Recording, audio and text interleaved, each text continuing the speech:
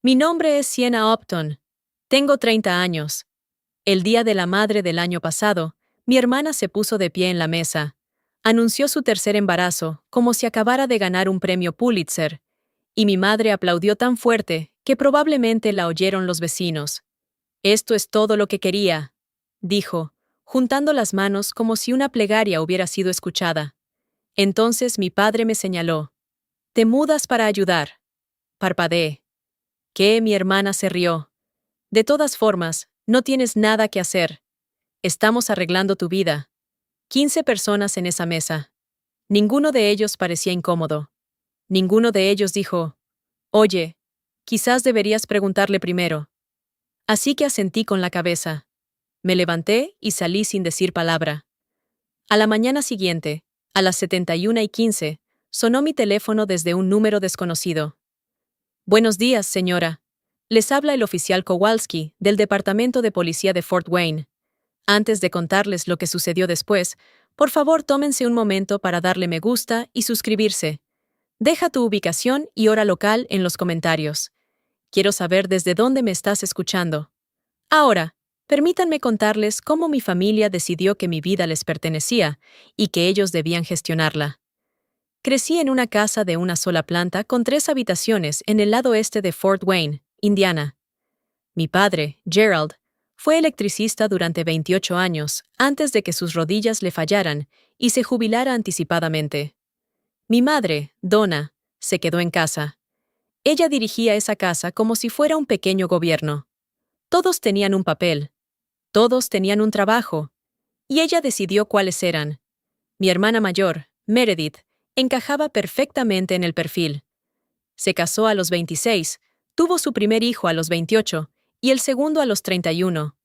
Vive a 10 minutos de la casa de mis padres con su marido, Todd, y todos los domingos trae a los nietos puntualmente. A ojos de mi madre, Meredith es el producto terminado. Y luego estoy yo. Me gradué en contabilidad. Me mudé a un apartamento de una habitación a 25 minutos de distancia y comencé a trabajar de forma remota para una pequeña empresa de auditoría. Conduzco un Civic de 9 años. La mayoría de las noches ceno solo y llevo 5 meses estudiando para el examen de CPA, algo que podría cambiar por completo el rumbo de mi carrera profesional. Pero a mi familia no le importa nada de eso. En cada festividad, el mismo guión. ¿Estás saliendo con alguien? ¿Sigues trabajando desde casa? Debe ser estupendo tener tanto tiempo libre. Las preguntas vienen acompañadas de sonrisas, pero el mensaje subyacente siempre es el mismo. Estás atrasado. Meredith recibe elogios por haberle dado nietos a mi madre. Me preguntan cuándo voy a empezar a vivir, y es algo que mis padres nunca me dejaron olvidar. Me ayudaron a pagar parte de mis estudios universitarios. $12,000. Hace 8 años. Mi madre lo menciona al menos una vez al mes, a veces 2.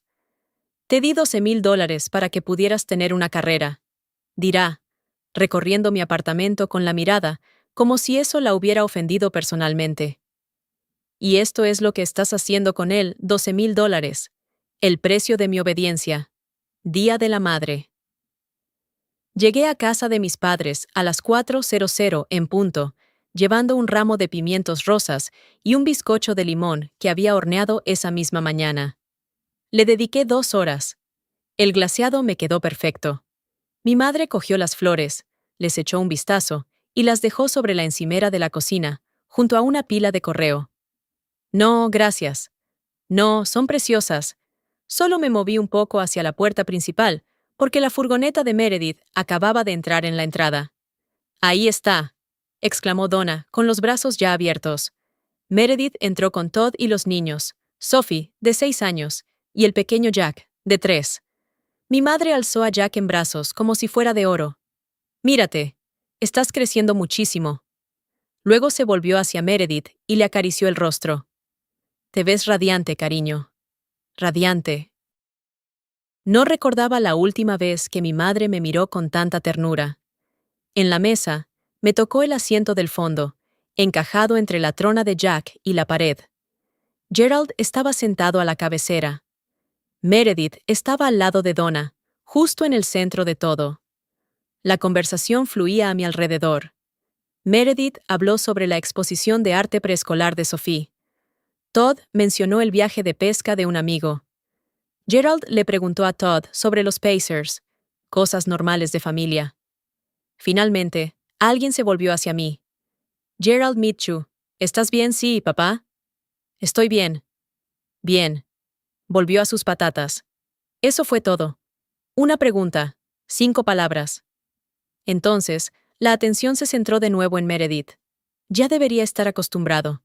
Pero sentada en esa mesa, viendo a mi madre reírse de algo que Meredith le susurró al oído, sentí la familiar opresión en el pecho. No son celos, sino el dolor silencioso de sentirse un marginado en la propia familia. Entonces, Meredith cruzó la mirada con Todd al otro lado de la mesa, y se miraron fijamente. Rápido, enérgico, ensayado. Algo se avecinaba.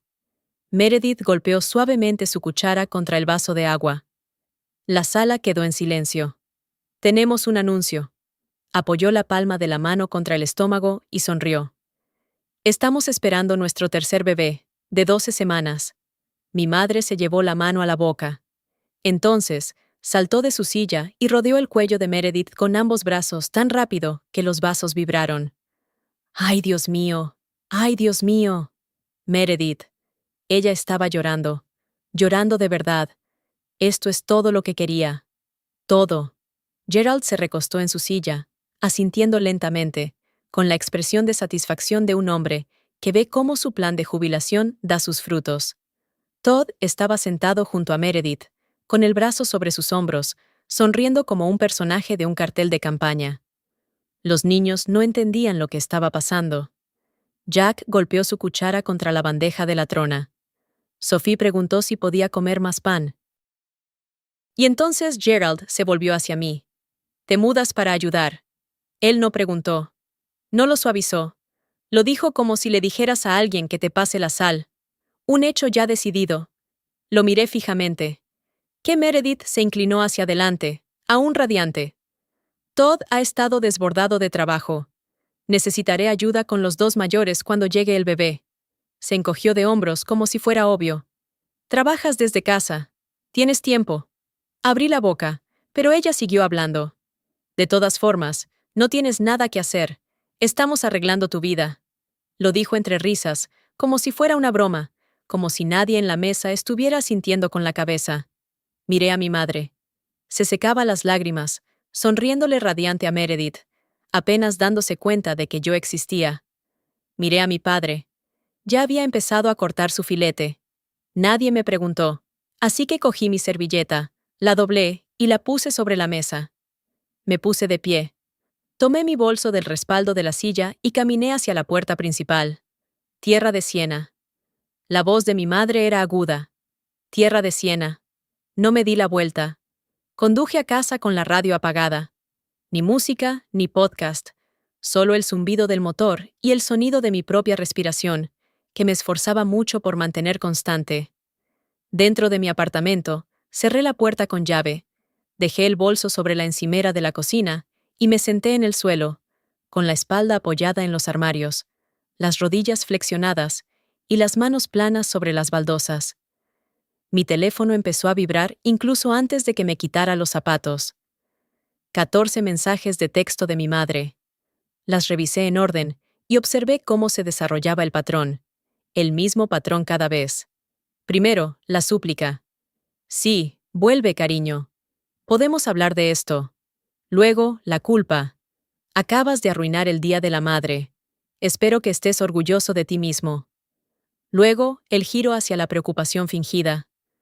Estoy muy preocupado por ti. Te marchaste sin decir una palabra. Eso no es normal. Por favor, respóndeme. Me estás asustando. 3 llamadas perdidas de Meredith. Sin buzón de voz. Ella no deja mensajes de voz. Ella simplemente espera que le devuelvas la llamada. Un mensaje de texto de Todd.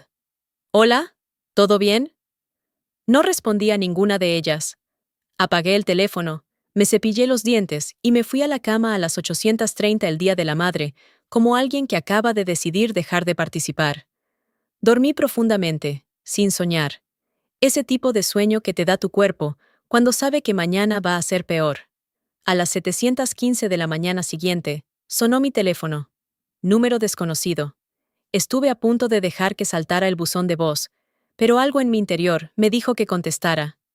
Buenos días, señora.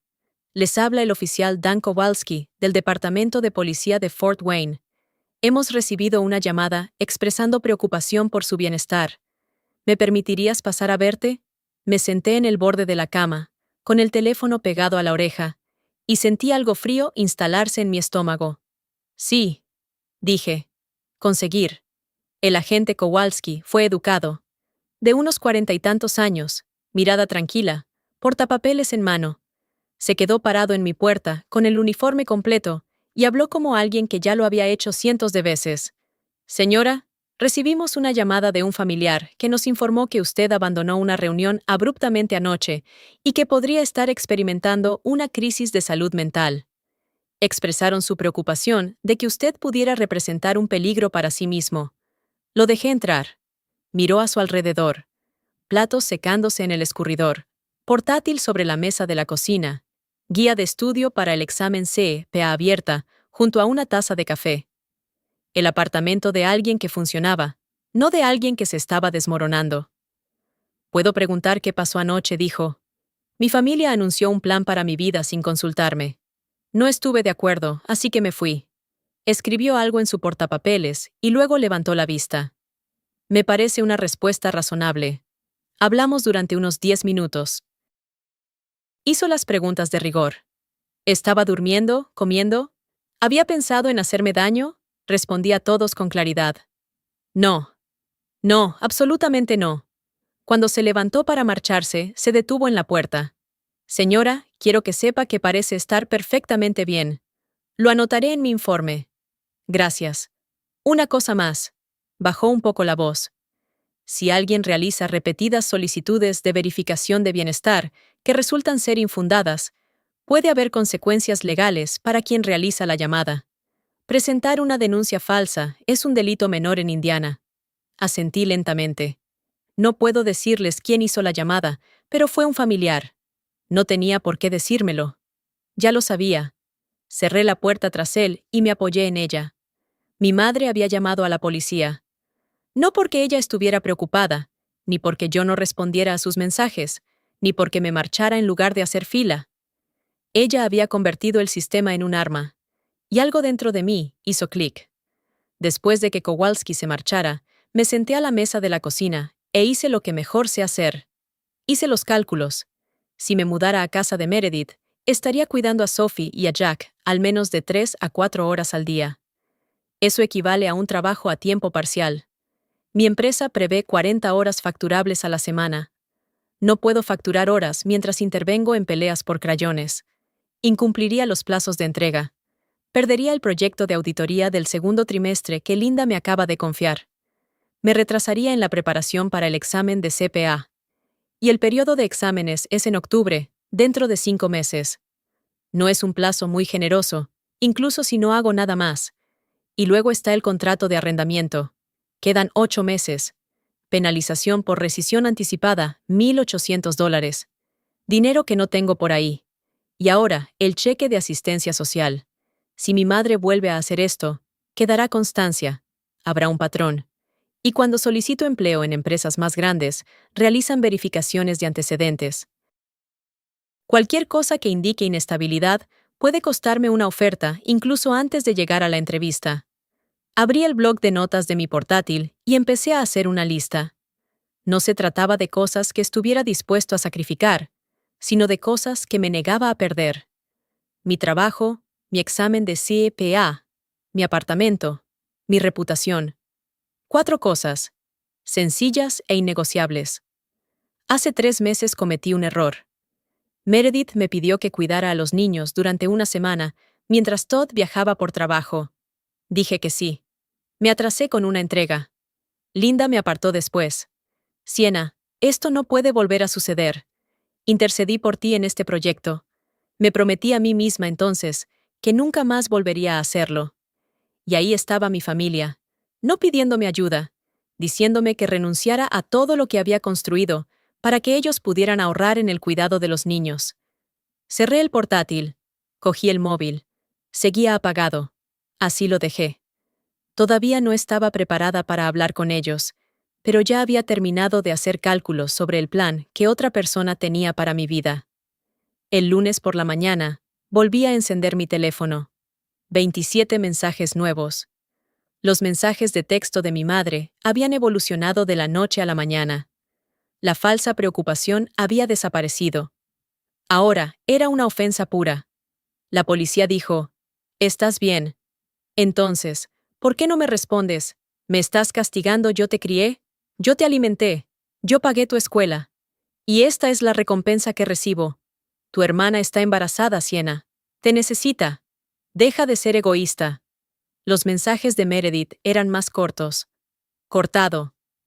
«En serio, Sienna, madura. Tenemos que hablar del plan. Todd y yo ya les dijimos a los niños. La tía Sienna viene a quedarse. No nos hagan pasar vergüenza». Entonces llamó Gerald. Lo retomé porque algunos hábitos son difíciles de erradicar. «Hiciste llorar a tu madre toda la noche». Su voz era plana, fría como el hierro. «Estarás en la casa el domingo. Viene toda la familia. Patricia, Frank, todos.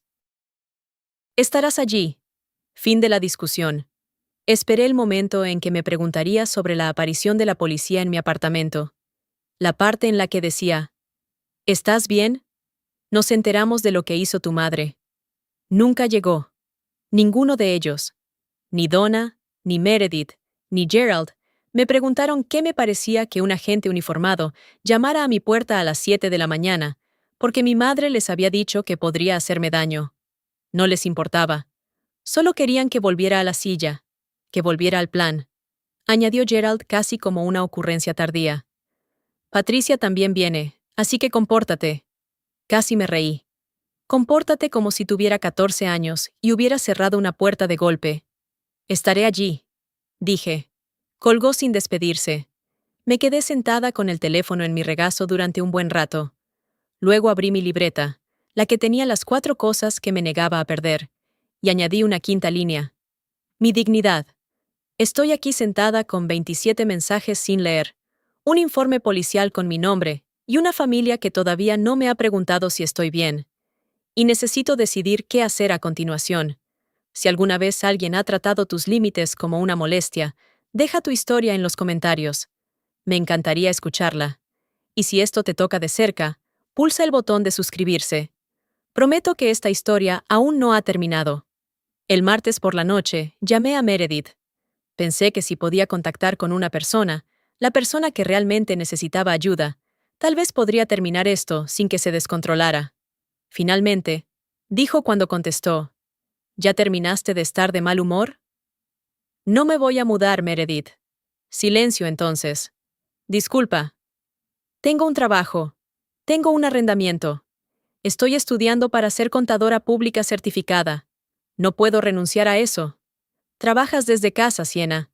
Puedes trabajar desde cualquier lugar. Así no funcionan las cosas. Ni siquiera tienes novio. ¿A qué te aferras exactamente?» Apoyé mi frente contra el armario de la cocina. Conté hasta 3. Esa es mi vida. Yo decido cómo vivirla. Mamá está devastada. ¿Entiendes lo que le estás haciendo a esta familia? Entiendo que nadie me preguntó, porque no pensamos que fuera necesario. Somos tu familia. Ayudas. Eso es lo que hace la familia. Ayudar y que te asignen un trabajo de tiempo completo sin paga son cosas diferentes. Se quedó en silencio durante exactamente 2 segundos. Luego el tono cambió. El brillo en su voz se volvió bajo y calculado. «Todd y yo ya les dijimos a Sophie y Jack que la tía Sienna se muda. Están emocionados». Sophie escogió una tarjeta de bienvenida. «¿De verdad también vas a decepcionarlos?» Cerré los ojos. Ahí estaba. La carta ganadora. Los niños. No porque le importara mi relación con ellos, pero porque ella sabía que yo sí. «No uses a tus hijos para hacerme sentir culpable, Meredith». «No te estoy haciendo sentir culpable. Te estoy diciendo la realidad. La realidad es que necesitas cuidado infantil gratuito, y yo soy la opción más barata». La llamada se cortó. Me colgó. Dejé el teléfono sobre el mostrador y lo miré fijamente. Un pensamiento cruzó mi mente. claro como el cristal. Nunca me preguntó cómo estaba. Ni una sola vez. 8 minutos después, mi teléfono volvió a sonar. Donna. Estaba llorando antes de que siquiera dijera, hola. Estás intentando matarme, Sienna. No he dormido en 2 días. Mamá, llamaste a la policía por mí. Una larga pausa, de esas en las que se oye a alguien recalcular. Estaba preocupada por ti. Te fuiste en medio de la cena sin decir una palabra. Cualquier madre estaría preocupada. Les dijiste que yo era mentalmente inestable. Dije que estaba preocupada, eso es todo. Un agente se presentó en mi apartamento y me preguntó si era un peligro para mí misma. Eso no es preocupada, mamá. Eso es un arma. No seas dramática. Alejé el teléfono de mi cara por un segundo. Respiré hondo y lo volví a... Me fui porque papá me dijo en la mesa cómo iba a ser mi vida sin preguntar, y tú aplaudiste. Porque es algo hermoso. Tu hermana te necesita. Tu familia te necesita. ¿Qué tiene de malo? Lo malo es que nadie preguntó. Cambió de tema. El llanto se detuvo como un grifo que se cierra. Sienna, si no vienes el domingo, les contaré a todos lo que pasó. Que nos abandonaste el día de la madre, que has estado ignorando a tu familia, que te niegas a ayudar a tu hermana embarazada. Luego diles otra pausa, esta vez más larga. ¿Qué dijiste? Diles lo que quieras. Estaré allí el domingo. Podía oír su respiración. Rápida, superficial. No se lo esperaba. ¿Estarás allí? Sí. Y tendré algo que decir. Colgué antes de que pudiera responder. Me temblaban las manos, pero la voz no se me quebró. No, una vez. Me senté en el suelo de la cocina, en el mismo sitio que 2 noches antes, y presioné las palmas de las manos contra las baldosas hasta que dejaron de temblar. Faltaban 5 días para el domingo, y tenía trabajo que hacer. El miércoles por la noche, me senté a la mesa de la cocina con un bolígrafo y una sola hoja de papel rayado. Ni un discurso, ni una lista de quejas. 3 hechos que necesitaba que 15 personas escucharan. 1. Nunca acepté mudarme. 2. Alguien de esta familia llamó a la policía y mintió sobre mi estado mental. 3. Me han dicho, no me han pedido, que renuncie a mi carrera, mi casa y mi independencia para que mi hermana pueda ahorrar en el cuidado de los niños. Simple, innegable, sin adornos. Entonces, cogí el teléfono y llamé a la tía Patricia. Patricia es la hermana menor de mi padre. Vive sola en un apartamento en Muni. Da clases de biología en el instituto y mantiene la distancia más silenciosa de esta familia que nadie que conozca. Siempre me pregunté por qué. Cuando era niña, aparecía en las fiestas, se sentaba en un rincón y se iba temprano. Mi madre me llamó. Su difícil. Tía Pat, ¿vas a ir a casa de papá el domingo? Lo estaba pensando. ¿Por qué necesito a alguien allí que no sean ellos? Se quedó callada un instante. ¿Qué pasó? Le conté. El anuncio, la orden de Gerald, la visita de bienestar, las amenazas de Donna. Cuando terminé, Patricia no dijo nada durante un buen rato. Podía oír la televisión de fondo, amortiguada. Entonces habló, y su voz tenía algo que nunca antes le había oído. Algo viejo y pesado. Me hicieron esto, ¿sabes? Hace 30 años, cuando Gerald y Donna tuvieron a Meredith. Yo tenía 26 años, estaba soltera, y trabajaba de noche como enfermera. Me dijeron que me mudara y ayudara. Lo hice. Renuncié a mi apartamento. Puse toda mi vida en pausa durante 3 años. ¿Qué pasó cuando te fuiste? Nadie me dio las gracias. Nadie siquiera se dio cuenta. Se aclaró la garganta. Estaré allí el domingo, cariño. Debería haber hecho esto hace mucho tiempo. Después me enteré de lo que Meredith y mi madre estaban haciendo mientras yo me preparaba. Donna empezó a hacer llamadas el jueves. Llamó a todos los miembros de la familia el domingo siguiente. Tía Beth, tío Frank, los primos, y sentó las bases con el mismo guión cuidadoso. Sienna ha estado pasando por un mal momento. Se está aislando. Se fue de la cena del Día de la Madre sin decir una palabra. Todos estamos un poco preocupados por ella. Solo sean amables con ella el domingo, ¿de acuerdo? Está frágil en este momento. Frágil. Mi madre me estaba prejuzgando incluso antes de que entrara por la puerta. Si aparecía tranquila, significaba que estaba fingiendo ser valiente. Si mostraba emoción, significaba que les estaba dando la razón. Había construido una caja de la que no podía salir, o eso creía ella. Meredith tomó un camino diferente. Les envió un mensaje de texto directamente a algunos familiares. El mensaje era más corto, más directo, solo para avisarles.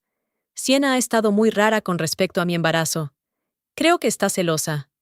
¿Pueden, por favor, no mencionar el tema del bebé delante de ella? No quiero dramas. Se lo envió a 5 personas. Una de ellas era mi prima Rachel. Rachel tiene 28 años, hija de Patricia.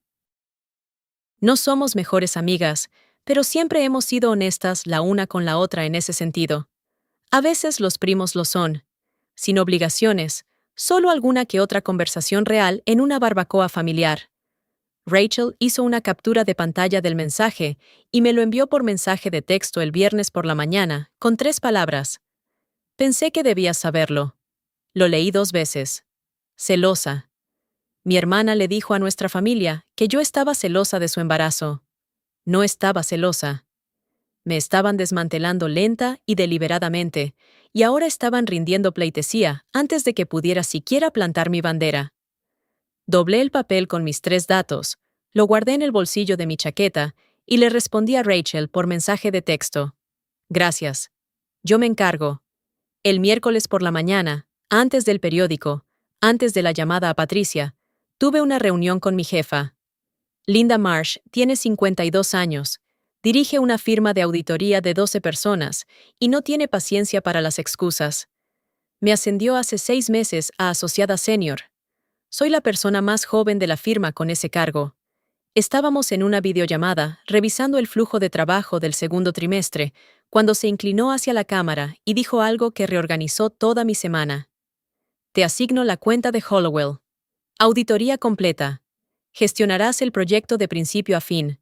Me enderecé. Hollowell Manufacturing es el cliente más importante de la firma.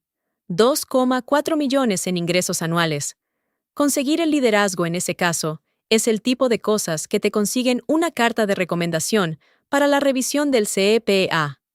Confío en ti con esto, Sienna. Te defendí. No te defraudaré. Sé que no lo harás. Hizo una pausa. Pero necesito que estés comprometida durante los próximos 4 meses. Sin distracciones. ¿Puedes hacerlo? Hace 3 meses, no habría podido responder eso honestamente. Hace 3 meses, pasé una semana cuidando a los hijos de Meredith, mientras Todd estaba fuera, y no entregué una tarea. Linda me apartó después. No alzó la voz. No había sido necesario. Sienna, esta firma solo da una oportunidad para los proyectos de liderazgo. No me des una razón para retirarlo. Me lo había prometido entonces. No más. No otra vez. Y ahora mi familia me pedía que hiciera exactamente lo que casi me había costado todo. Solo que esta vez no me lo pedían. Me lo ordenaban. 4 meses, le dije a Linda. Estaré encerrada. Cuando colgué, me quedé mirando la pared durante 1 minuto entero. Luego abrí mi calendario de preparación para el CPA. Examen de octubre, 153 días. Cada uno de ellos importaba.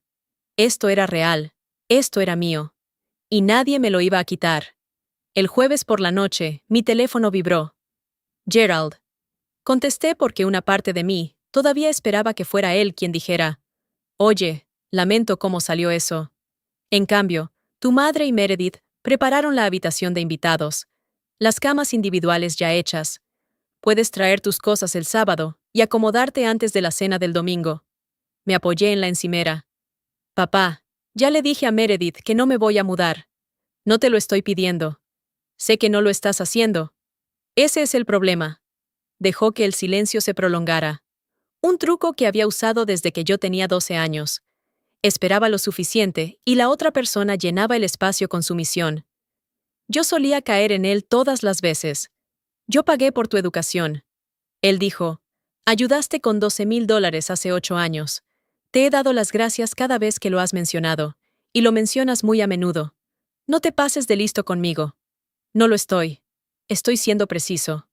Otra pausa. Cuando volvió a hablar, su voz tenía el peso del hormigón. Domingo, estaré allí. Colgó.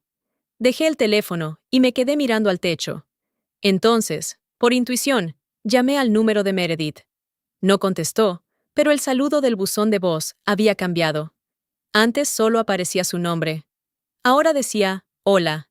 Te has comunicado con la familia Graves. Meredith, Todd, Sophie, Jack y el bebé en camino. El bebé en camino.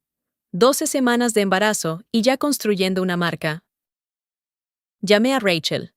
De hecho, prepararon la habitación, dije. En casa de Meredith, una cama, sábanas, todo.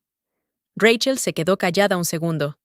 Actúan como si ya hubieras aceptado, porque en sus cabezas lo hice. En el momento en que mi padre me señaló y no grité, lo consideraron un sí. ¿Qué vas a hacer? Lo que dije que haría, presentarme el domingo y decir la verdad. El sábado por la noche, el apartamento estaba en silencio. Había limpiado todo, no porque lo necesitara, sino porque mis manos necesitaban algo que hacer. Me senté a la mesa de la cocina con mi carpeta de preparación para el examen de CP abierta pero sin leer, la hoja de papel con 3 datos extendida frente a mí y mi teléfono boca abajo junto a mi codo.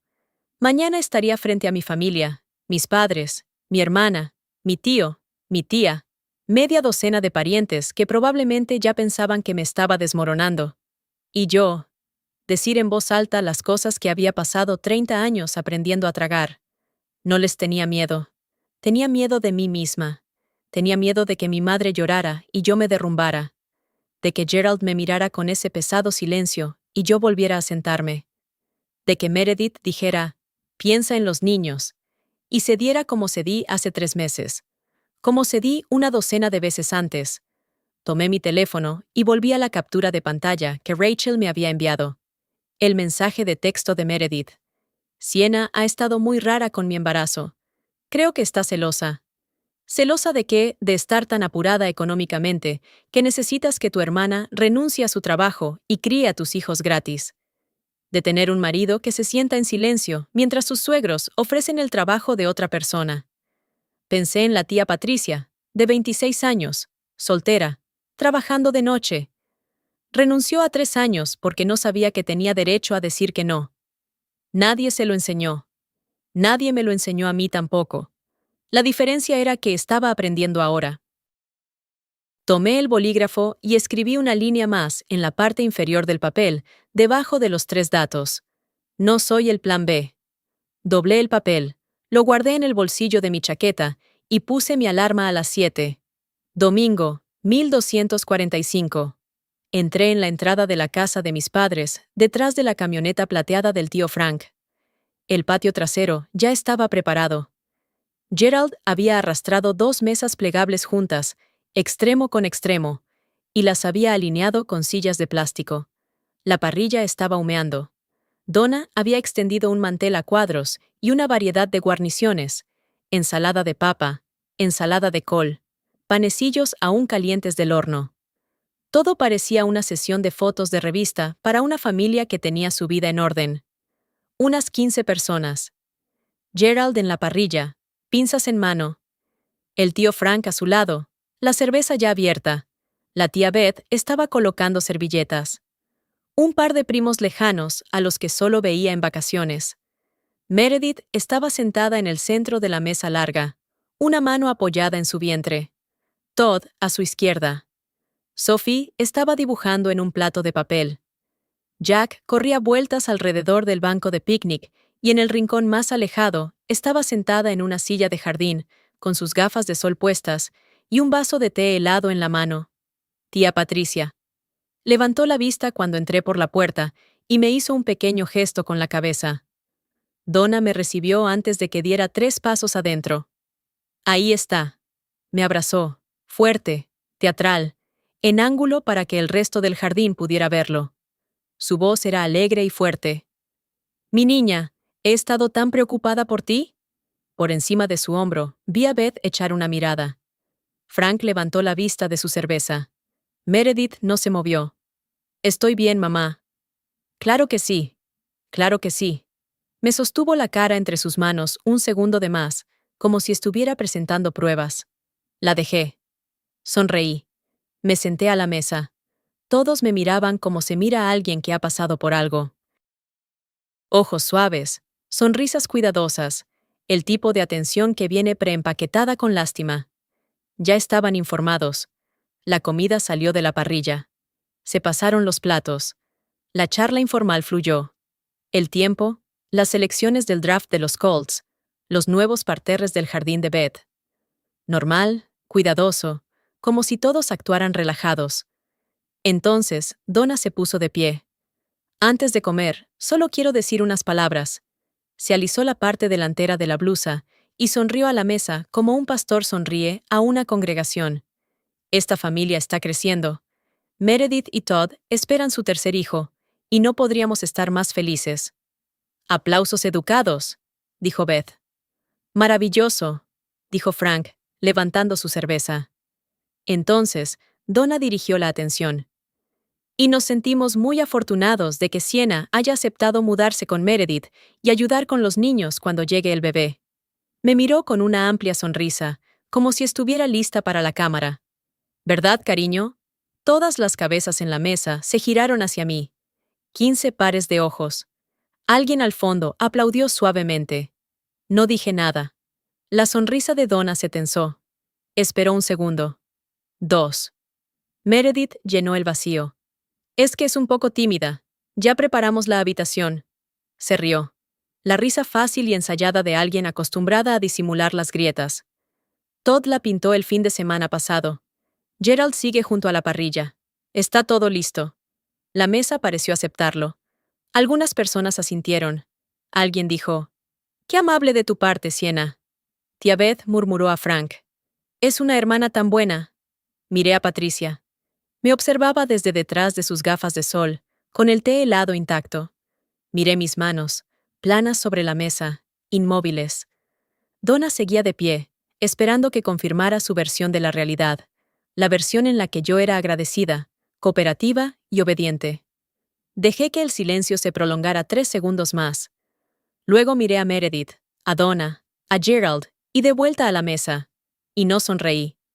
La paciencia de Meredith se quebró primero. «Bien, Sienna. En serio. ¿A qué te aferras exactamente?» Se inclinó hacia adelante, con los codos sobre la mesa, la voz lo suficientemente alta como para oírse en todo el patio. Un apartamento de una habitación, un trabajo en el que te sientas sola en un escritorio todo el día. Algunos familiares se movieron en sus sillas. Beth miró a Frank. Frank miró su cerveza. Donna se acercó desde el otro lado, con la voz más suave pero más cortante. «Cariño, te digo esto porque te quiero. Vives sola. No hay nadie alrededor. Me preocupa tú. De verdad creo que podrías estar pasando por un mal momento». «Pasando por un mal momento», lo dijo suavemente, como un diagnóstico. El tío Frank se aclaró la garganta. «No te mataría ayudar, chico. La familia es la familia». Sentí el peso de todo. Todo. Presionando mis hombros como cemento fresco. 15 personas, todas esperando que asintiera, que aceptara, que me sometiera. Meredith parecía reivindicada. Donna parecía maternal. Gerald estaba de pie junto a la parrilla, con los brazos cruzados, observando como un capataz supervisando un proyecto que ya había aprobado. Todd estaba sentado junto a Meredith con la cabeza ligeramente inclinada, jugueteando con la etiqueta de su botella de agua. No había dicho ni una palabra. Rachel, 3 asientos a mi izquierda, tenía la mandíbula apretada. Patricia se quitó las gafas de sol y las dobló sobre la mesa. «Estamos tratando de darte algo que hacer con tu vida», dijo Meredith. Lo dijo como un regalo. Miré la mesa, la ensalada de patatas, los platos de papel, los tenedores de plástico y a toda la gente sentada alrededor de ese patio trasero perfectamente preparado, actuando como lo que estaba sucediendo era normal. Metí la mano y palpé el papel doblado en el bolsillo de mi chaqueta. 3 datos, una línea. Apoyé las palmas de las manos sobre la mesa. Me incorporé y me puse de pie. «¿Puedo decir algo?» Donna sonrió. «Claro, cariño». Pensó que iba a estar de acuerdo. Lo vi en la forma en que sus hombros se relajaron, en la forma en que Meredith se echó hacia atrás con esa media sonrisa de satisfacción. Gerald se apartó de la parrilla para observar, con las pinzas aún en la mano. Toda la mesa se acomodó, esperando el acto final de un guión que ya habían escrito. Necesito que todos aquí escuchen esto, dije. No porque quiera llamar la atención, sino porque a algunos de ustedes les han contado cosas sobre mí que no son ciertas. Las sonrisas se desvanecieron. No todas a la vez. Se disolvieron a diferentes velocidades alrededor de la mesa, como velas que se consumen a ritmos desiguales. Meredith se enderezó. La mano de Donna se movió hacia su clavícula. Gerald bajó las pinzas. No voy a gritar. No voy a armar un escándalo, pero necesito decir 3 cosas, y necesito todos en esta mesa para escuchar a los 3. Beth le susurró algo a Frank. Frank negó con la cabeza. Los ojos de Rachel estaban fijos en los míos. Patricia estaba sentada completamente quieta, con las manos cruzadas en su regazo. Adelante, dijo el tío Frank, sonando más curioso que hostil. Miré a mi madre. Ella se aferraba al borde de la mesa. Sus ojos brillaban, aún no con lágrimas, sino con el primer temblor de una mujer que empezaba a darse cuenta de que su hija no iba a leer el guión. Miré a Meredith. Tenía la mano sobre el vientre, la barbilla ligeramente levantada, como si me estuviera retando a arruinar la actuación. Miré a Gerald. Su rostro era impasible, y pensé en la frase que había escrito al pie de aquel trozo de papel, el que estaba doblado en mi chaqueta, el que no necesitaba sacar porque ya me había aprendido de memoria cada palabra. Primero dije, estoy de pie frente a 15 personas, y me tiemblan las manos, pero ya no voy a fingir. Antes de contarte lo que dije, si estás viendo esto y alguna vez has estado en una habitación llena de gente que decidió tu vida por ti, te entiendo. Dale a me gusta si alguna vez has salido de una habitación sabiendo que nunca volverías a ser la misma. Ahora, déjenme contarles lo que sucedió después. En primer lugar, nunca acepté mudarme con Meredith. Donna abrió la boca. Levanté una mano, sin agresividad, simplemente con firmeza. En la cena del Día de la Madre, papá me señaló y me dijo, «Te vas a mudar para ayudar». Meredith dijo, «De todas formas, no tienes nada que hacer. Estamos arreglando tu vida». Nadie me preguntó. Nadie comprobó si tenía trabajo, contrato de alquiler, planes. Me asignaron. Hice una pausa, dejé que las palabras reposaran. Asentí con la cabeza aquella noche. Entonces me levanté y salí. Y quiero dejar algo muy claro. Asentir con la cabeza y marcharse no significa estar de acuerdo. Es moderación. La mesa estaba en silencio. No del tipo cómodo. De ese tipo en el que la gente está recalculando. Frank miraba ahora a Gerald, con las cejas ligeramente arqueadas. Beth había dejado de preocuparse por las servilletas. Un primo al que apenas conocía. Quizás Amy tenía el tenedor congelado a medio camino de su boca. Donna rompió primero. Asentiste con la cabeza, Sienna. Te pusiste de pie y asentiste con la cabeza. Todos lo vieron. Sí. Y entonces me marché sin decir palabra. Ese es el comportamiento de alguien que ya no quiere escuchar, no de alguien que está de acuerdo. No se veía así. Esa es la diferencia entre lo que sucedió y la historia que contaste. Meredith puso los ojos en blanco. Esto es tan dramático. No he alzado la voz. No he insultado a nadie. Estoy de pie frente a mi familia, contándoles lo que realmente sucedió. Si eso te parece exagerado, creo que dice más sobre lo que esperabas que hiciera. Beth se inclinó hacia Frank y murmuró algo que no pude oír. Frank no respondió. Sus ojos estaban fijos en Gerald, que permanecía muy quieto junto a la parrilla. Estudié mi respiración. Ya no me temblaban las manos. Segundo, dije. La mañana después del Día de la Madre, a las 7:15 a.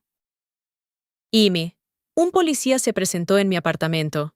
Se presentó como el oficial Kowalski del Departamento de Policía de Fort Wayne. La mesa quedó en completo silencio. Gerald apretó con fuerza las pinzas de la parrilla. El rostro de Donna palideció tan rápido que parecía como si alguien le hubiera quitado el enchufe.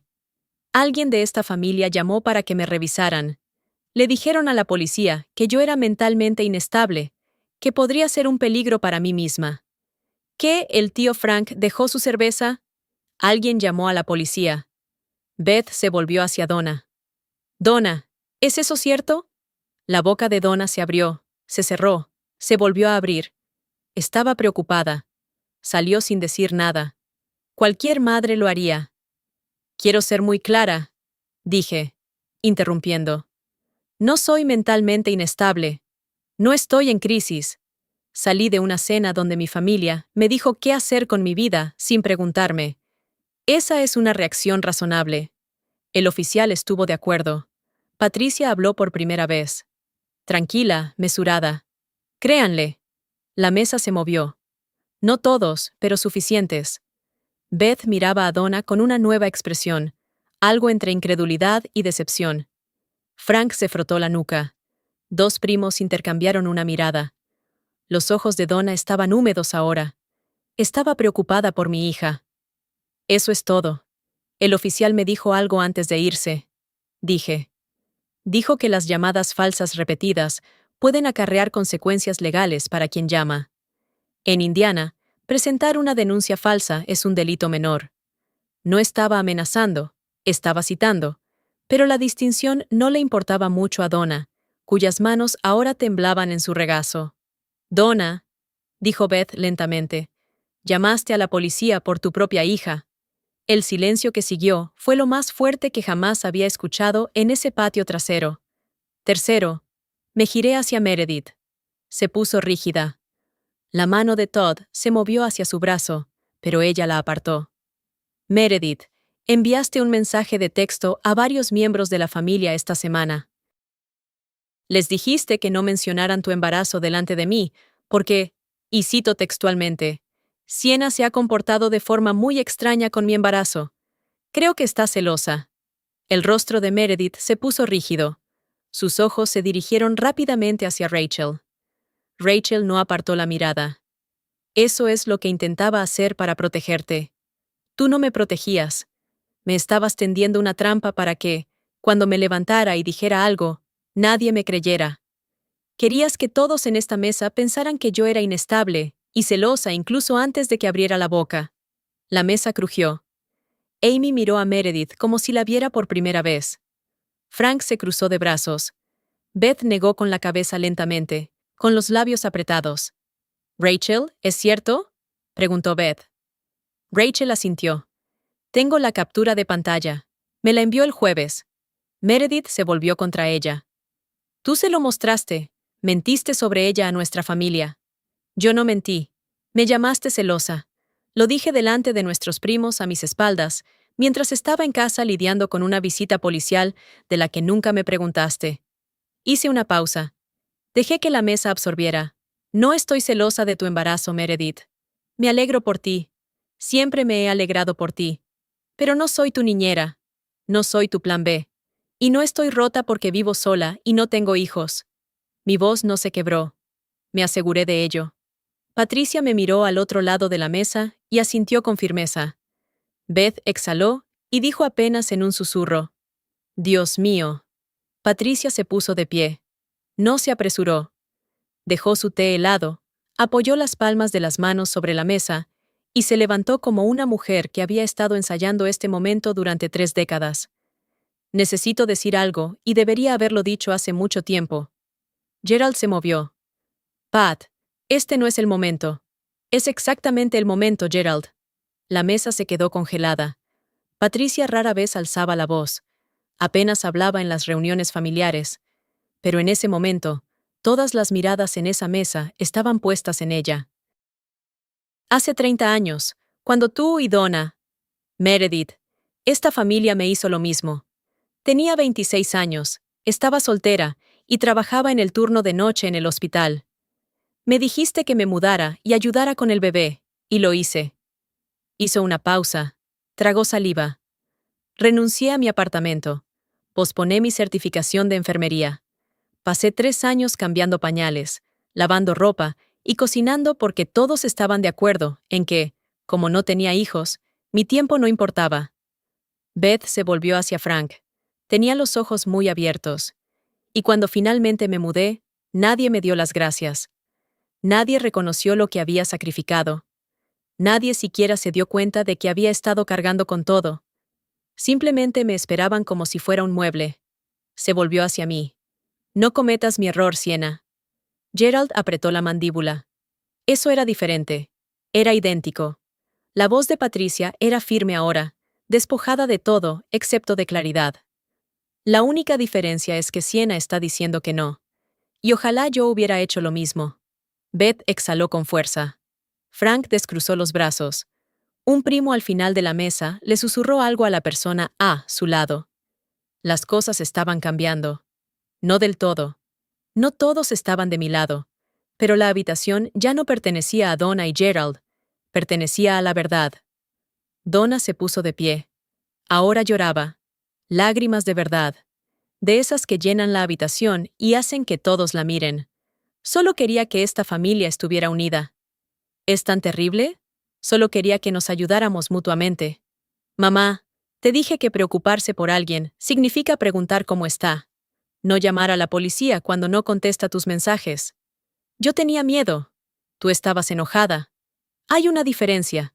Se llevó la mano al pecho. Me estás haciendo quedar fatal delante de todos, mi propia hija. No te estoy haciendo quedar mal. Les estoy contando lo que pasó. Si la verdad te hace quedar mal, no es algo que yo te haya hecho. Gerald se apartó de la parrilla. Ya basta, Sienna. Esto es un asunto familiar. Tú lo convertiste en un asunto familiar, papá. Anunciaste mis arreglos de vivienda en la mesa de la cena delante de todos. Invitaste 15 personas a una barbacoa, donde mamá planeaba confirmar públicamente una decisión que yo nunca tomé. Ahora no puedes llamarlo privado.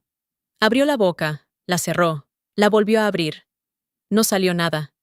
Nunca había visto eso antes. Gerald se levantó sin una frase preparada. Miró a Donna. Ella se estaba secando los ojos con una servilleta. Miró a Patricia. Ella le devolvió la mirada sin pestañear. Por primera vez en mi vida, mi padre no tenía nada que decir. Beth rompió el silencio. Gerald, ¿sabías lo de la policía? Dudó. No, no lo sabía. Beth miró a Donna. Donna miró el mantel. Donna, dijo Beth con calma. Llamar a la policía porque tu hija se fue de la cena no es lo que hacen las familias. El llanto de Donna se convirtió en algo más silencioso. No del tipo teatral. Del tipo que surge cuando el público deja de creerlo. Me quedé de pie. No había terminado. Meredith se quebró después.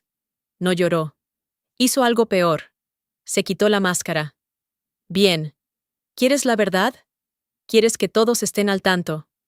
Esta mesa para escuchar la verdad.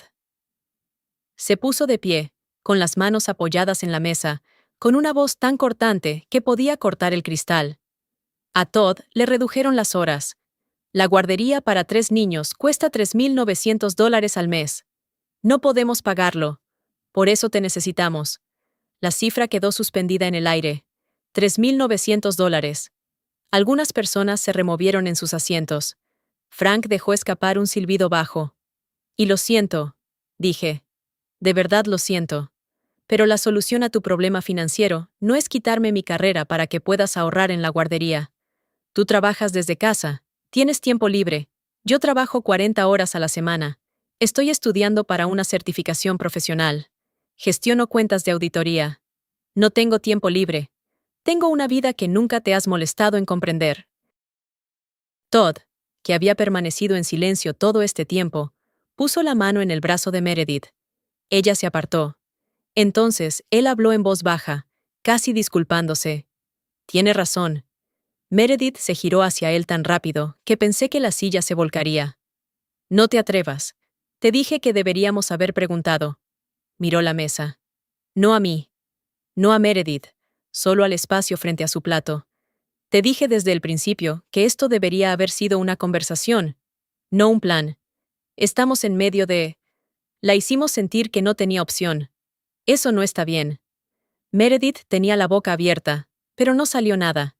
La mujer que siempre tenía una respuesta, siempre tenía una redirección, un giro, una frase más afilada. Miraba a su marido como si le hubiera quitado la alfombra de debajo de todo el escenario. La mesa volvió a quedar en silencio, pero era un silencio diferente ahora. Esperé a que los susurros se apagaran, y entonces hablé. Quiero ser clara sobre lo que estoy dispuesta a hacer y lo que no. Miré la mesa, cada rostro, uno por uno. Cuidaré niños una vez al mes si me lo piden con antelación. Y si no entra en conflicto con mi trabajo, eso es todo. Esa es la ayuda que ofrezco. Donna abrió la boca. Seguí. Me voy. No me mudaré con Meredith. No renunciaré a mi apartamento. No dejaré de estudiar para mi examen de CPA. No sacrificaré mi trabajo porque alguien de esta familia haya decidido que mi tiempo no vale. Respiré hondo. Y si alguien vuelve a llamar a la policía con una denuncia falsa, presentaré una queja formal. No porque quiera hacerle daño a nadie, sino porque necesito que pare. La voz de Donna era débil. ¿Me estás amenazando? No, te estoy diciendo dónde está el límite. Gerald miraba al suelo ahora. No a mí. No a Donna, solo al césped entre sus zapatos. Tenía los brazos a los costados. Las pinzas estaban en la parrilla. Parecía un hombre que acababa de darse cuenta de que la base sobre la que había estado parado era de arena. Beth asintió lentamente. Frank se frotó la cara. Rachel metió la mano debajo de la mesa y me apretó la mano. Solo una vez, rápido, y luego suéltala. Miré a mi madre.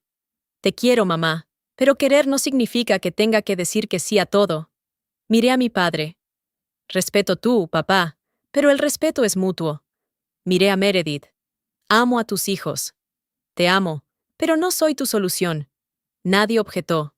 Nadie discutió. Por primera vez en 30 años, mi familia me escuchó y no tuvo nada que decir. Caminé hasta el final de la mesa donde estaban sentados Sophie y Jack, ajenos a todo lo que acababa de suceder. Jack estaba apilando vasos de plástico. Sophie estaba dibujando una mariposa en un plato de papel. Me agaché y besé a Sophie en la frente. ¡Qué hermosa mariposa, cariño! Ella levantó la vista. Tía Siena, ¿vienes a vivir con nosotros? Le acaricié el cabello. No, cariño, pero iré a visitarte. Lo prometo. Ella asintió como si fuera una respuesta perfectamente aceptable, y volvió a su dibujo. Los niños aceptan mejor los límites que los adultos. Es curioso cómo funciona. Me puse de pie y me giré hacia Meredith. Amo a tus hijos y te amo, pero no puedo ser lo que necesitas que sea ahora mismo. Espero que lo entiendas algún día. Meredith no... Responder. Tenía los ojos rojos, la mandíbula tensa. Todd asintió levemente. No fue mucho, pero fue algo. Me volví hacia mis padres. Los quiero a los dos, pero el amor no significa obediencia. Nunca lo ha significado. Gerald no dijo nada. Donna se cubría la boca con las manos. No sabía si estaba ocultando un sollozo o mordiéndose la mandíbula. Tomé mi bolso de la silla, me puse la chaqueta y caminé hacia la puerta. Patricia me recibió en el auto. Al principio no dijo nada, solo me abrazó. Fuerte y firme. El tipo de abrazo que le das a alguien cuando las palabras no bastan. Lo hiciste bien, chica. Estoy temblando. Lo sé. Así es como sabes que importó. Me subí al auto, salí del camino de entrada y conduje a casa. No lloré. Bajé las ventanillas, dejé que el aire cálido llenara el auto, y conduje con las manos firmes en el volante y la radio apagada. Solo yo, solo la carretera, solo el sonido de alguien que finalmente se elige a sí misma. La semana después del domingo, mi teléfono estuvo más silencioso que nunca en años. Donna no llamó. Gerald no llamó. Meredith me bloqueó en todas partes. Instagram, Facebook, incluso Venmo. Un exilio digital total. El tipo de silencio que se supone que te castiga. Excepto que se sintió como la primera respiración real que había tomado en un mes. Patricia llamaba todas las noches. Mensajes rápidos, nunca insistentes. ¿Cómo te fue el día? ¿Comiste algo de verdad? Estoy orgullosa de ti. Rachel enviaba mensajes casi a diario. Enlaces a artículos sobre cómo establecer límites, memes sobre dramas familiares, algún que otro mensaje solo para saber cómo estaba. No tenía por qué hacerlo, pero lo hacía de todos modos. El tío Frank llamó el jueves. Su voz era cuidadosa, mesurada, como la de un hombre que se abre paso con cautela por un campo del que no está seguro de que sea seguro. Quiero que sepas que no sabía nada de lo de la policía. Eso no estuvo bien. Gracias, tío Frank. No digo que esté de acuerdo con todo lo que dijiste, pero lo de la policía estuvo mal. Tu madre no debería haber hecho eso. No fue un completo respaldo. Pero era algo. Una grieta en el muro. En la iglesia el domingo siguiente, Donna se encontró con una mujer de su club de lectura. Oí que hubo algunos problemas en la cena familiar, dijo la mujer. Donna sonrió forzadamente. Solo un malentendido.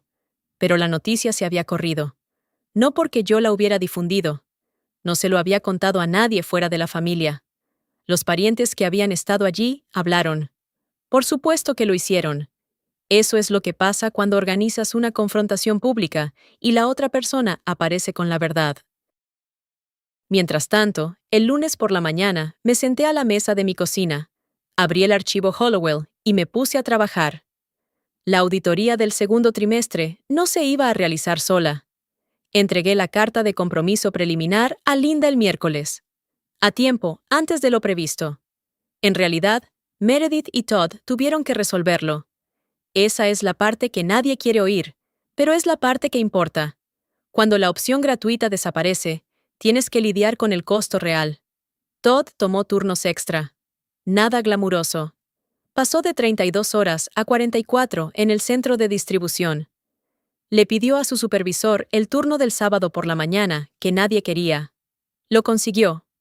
Meredith solicitó el Fondo de Desarrollo de Cuidado Infantil de Indiana, el programa estatal de subsidio que cubre parte de los costos de guardería para familias por debajo de un cierto umbral de ingresos. Con las horas reducidas de Todd, calificaron. No fue una ganancia inesperada. Cubrió alrededor del 60% del costo mensual, pero el 60% de 3.900 es mucho margen de maniobra. Donna, por primera vez en años, comenzó a cuidar a Sophie y Jack 2 tardes a la semana. No porque alguien se lo pidiera, sino porque tenía que hacerlo. El trabajo gratuito que me había subcontratado ahora estaba llegando a su propio calendario. Llamó a Beth después de la primera semana y dijo: «Olvidé lo agotador que es esto». Beth me dijo después. No me reí. Quería hacerlo. Meredith aún no se había puesto en contacto conmigo, pero le había enviado un mensaje a Rachel. No puedo creer que nos haya hecho esto. Rachel me envió la captura de pantalla. La leí una vez y luego guardé mi teléfono. No me sorprendió. Meredith no estaba enojada porque la hubiera lastimado. Estaba enojada porque el sistema que había construido a su alrededor, el sistema donde yo era la solución silenciosa, disponible y no remunerada, había dejado de funcionar. Todd, por otro lado, me envió un mensaje directamente. Corto, honesto. Lo siento, Sienna. Debería haber hablado antes. Lo estamos resolviendo. Espero que sepas que quise decir lo que dije. Miré el mensaje por un rato, luego escribí de vuelta. Gracias, Todd. Lo aprecio. Fue pequeño, pero real. 3 semanas después, Gerald llamó. Estaba sentada en el sofá, revisando los papeles de trabajo de la auditoría, cuando su nombre iluminó la pantalla. Casi dejé que sonara, pero algo, no culpa, no obligación, tal vez solo la terca esperanza de una hija, me hizo contestar. Hola, papá. Hola. Estuvo callado un buen rato. Podía oír la televisión de fondo. Baja. Un partido de béisbol. Tu madre quiere llamarte. No sabe qué decir. Podría empezar con una disculpa. Más silencio. Escuché el crujido de un bate a través del teléfono. Sé que lo de la policía estuvo mal. No sabía que ella había hecho eso hasta que lo dijiste el domingo. De acuerdo. No debería haberlo hecho. No. No debería. Otra pausa. Esta fue diferente. Más pesada, como si estuviera empujando algo cuesta arriba que había estado en el mismo lugar durante 61 años. Y lo que dijiste sobre que te dijera que te mudaras, sobre no preguntar. Se aclaró la garganta. He estado pensando en eso. Y estoy acostumbrado a decidir cosas para la casa, para la familia. Así es como siempre lo he hecho. Lo sé. Pat me dijo algunas cosas esta semana sobre lo que le pasó. No lo vi así antes. ¿Cómo lo ves ahora? Exhaló larga y lentamente. Veo que te hice sentir que no tenías opción, y eso no estuvo bien. Me quedé pensando en eso un momento. No era una disculpa. No había dicho lo siento. Había dicho que no estuvo bien. que es lo más cerca que un hombre como Gerald Upton llega a admitir su error. Eso no es una disculpa, papá, pero es algo. Sí, dijo en voz baja. Lo sé. Colgó unos minutos después. Ni un abrazo, ni lágrimas, solo un delgado cable tendido entre nosotros. Frágil, pero aún sosteniéndonos. Un mes después del domingo, mi teléfono vibró a las 9 de la mañana. Donna, no una llamada, un mensaje de texto. No debería haber llamado a la policía. Ahora lo sé. Lo leí 3 veces. Conté las palabras. 11. No, lo siento. No, por favor, perdóname. Sin emojis, sin un muro de texto explicando por qué en realidad estaba justificada. Solo la confesión, cruda y breve, y probablemente las 11 palabras más difíciles que Donna Upton había escrito jamás. Dejé el teléfono y me serví una taza de café. Tomé un sorbo. Lo pensé. Luego lo cogí y escribí: gracias por decir eso. Los 3 puntos aparecieron. Desaparecieron. Volvieron a aparecer. ¿Te gustaría venir a cenar el sábado? Solo tu padre y yo, nadie más. Me quedé de pie junto a la encimera de la cocina esperando. Una parte de mí, la parte que había sido entrenada desde la infancia para suavizar las cosas, quería decir que sí de inmediato, volver corriendo a casa y fingir que el último mes no había sucedido. Pero ya no funcionaba así. Vale, escribí. Pero yo traigo el postre y me voy a las 9. Vale, una palabra. Sin discusión, sin condiciones. Me quedé mirando ese único, la palabra bien, estuvo en mi pantalla durante un buen rato. Fue lo más honesto que mi madre me había dicho en años. No la confesión sobre la policía. Eso fue lo mínimo. Sino el bien. La aceptación de un límite sin resistencia, sin culpa, sin un ensayo de 5 párrafos sobre cuánto se había sacrificado. Eso era nuevo. No era perdón. Todavía no habíamos llegado a ese punto. Quizás nunca llegaríamos del todo.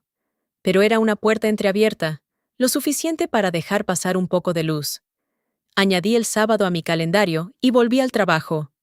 3 meses después, presenté mi solicitud para el examen de CPE a un martes por la mañana, 2 semanas antes de la fecha límite de octubre. Linda revisó mi archivo de Hollowell del segundo trimestre esa misma semana y me llamó desde su coche de camino a una reunión con un cliente. El mejor trabajo que te he visto, Sienna. Lo digo en serio. Le dije gracias, colgué y me senté en la mesa de la cocina durante 1 minuto entero, simplemente respirando. El encargo de Hollowell me valió una carta de recomendación. Linda la escribió ella misma. 2 párrafos, profesional, específica. El tipo de carta que abre puertas en empresas más grandes. Empresas, del tipo para las que había estado trabajando durante años. Cuidaba a Sophie y a Jack una vez al mes, un sábado por la tarde, con cita previa. Los recogía a las 11:00. Los traía de vuelta a las 4. Los llevaba al parque, les compraba helado, ayudaba a Sophie con sus cartas y dejaba que Jack se divirtiera en los columpios. Era suficiente para ellos y para mí. Mi relación con mis padres era diferente ahora. No peor. Simplemente diferente. Las cenas de los sábados ocurrían 2 veces al mes. Donna todavía recaía a veces en viejos patrones.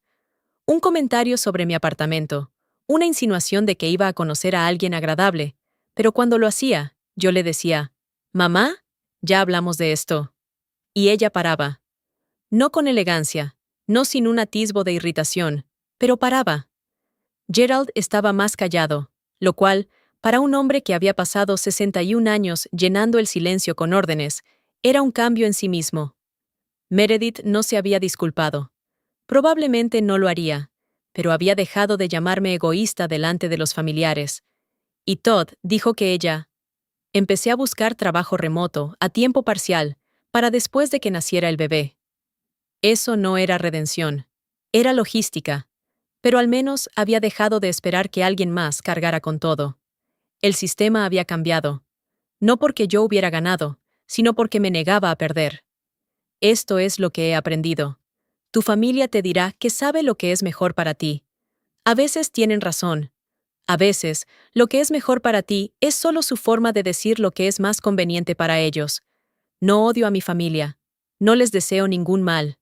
Todavía llamo a mi madre. Todavía abrazo a mi padre. Todavía quiero a los hijos de mi hermana como si fueran míos. Pero dejé de permitir que el amor fuera una correa. Durante 30 años, creí que ser una buena hija significaba decir que sí. Sí al viaje extra, sí a cuidar niños, sí a la obligación de las vacaciones, sí a la culpa, sí a la deuda de $12,000 que compró mi obediencia durante casi una década. Pensé que si seguía dando, eventualmente lo entenderían. Mírame. Mírame de verdad. No como el plan B, no como la que no tiene nada que hacer, sino como una persona con una vida digna de respeto. No me vieron hasta que me levanté y los obligué a mirarme. No es una verdad agradable, pero es honesta. Poner límites no lo solucionó todo. Mi madre todavía lucha con eso. Mi hermana todavía me guarda rencor. Mi padre intenta, a su manera lenta y obstinada, comprender un idioma que nunca le enseñaron. Pero aquí está la cuestión con los límites. No son muros. Son puertas. Tú decides cuándo se abren y cuándo se cierran. Tú decides quién entra y bajo qué condiciones. Y no le debes a nadie una explicación por mantenerlas cerradas cuando es necesario. Si estás escuchando esto y estás en medio de tu propia versión de esta historia, quiero que sepas algo. No eres egoísta por decir que no. No eres desagradecida por querer tu propia vida.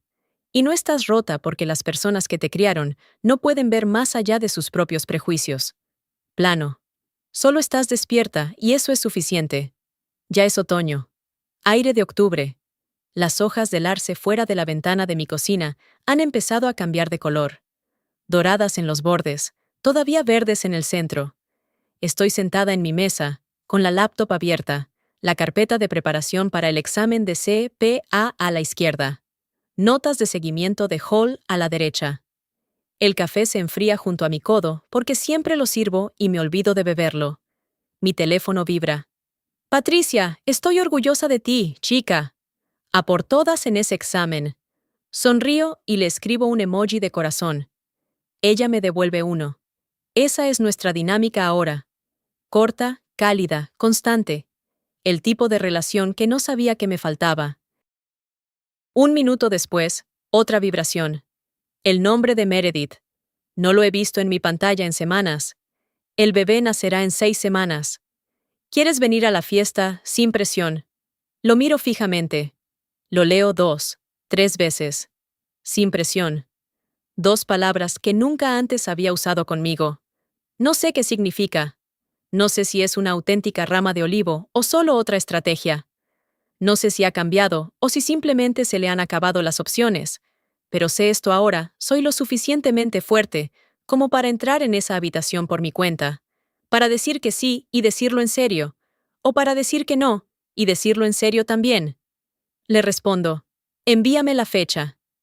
Luego cierro el mensaje, tomo un sorbo de mi café frío y abro mi libro de preparación en el capítulo 14. Afuera, el viento arrecia, las hojas de arce crujen. En algún lugar de la calle, un niño va en bicicleta y oigo el leve clic de las rueditas de apoyo en el pavimento. Me sirvo una taza de café recién hecho, busco mi página en el capítulo y retomo la construcción de mi vida a mi manera. Esa es mi historia. Y quiero preguntarte, si tuvieras que elegir entre mantener la paz y mantenerte a ti mismo, ¿cuál elegirías? Deja tu respuesta en los comentarios. Si te elegiste a ti mismo, estoy orgulloso de ti. Si aún no lo has hecho, espero que esta historia te haya dado permiso. Para empezar, si quieres más historias como esta, mira los videos en la descripción de abajo. Y si esta te ha conmovido, compártela con alguien que necesite escucharla. Gracias por escuchar. Nos vemos en el próximo video.